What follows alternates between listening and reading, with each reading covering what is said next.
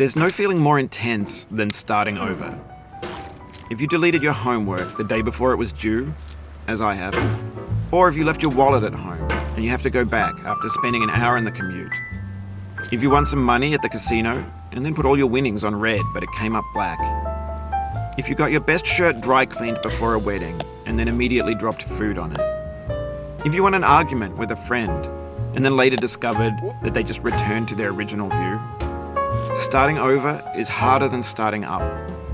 If you're not ready for that, like if you've already had a bad day, then what you're about to go through might be too much. Feel free to go away and come back. I'll be here.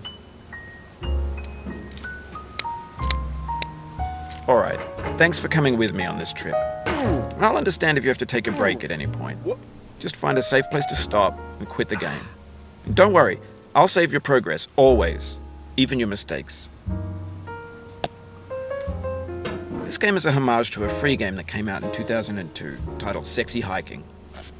The author of that game was Jazuo, a mysterious Czech designer who was known at the time as the father of B games.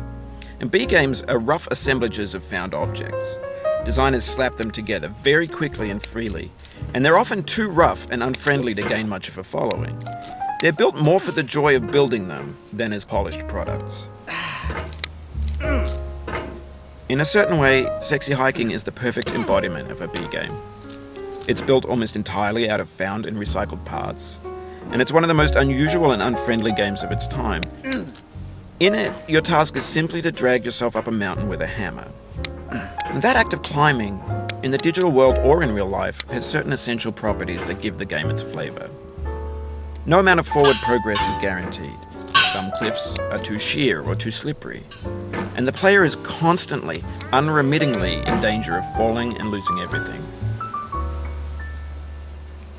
Anyway, when you start Sexy Hiking, you're standing next to this dead tree that blocks the way to the entire rest of the game.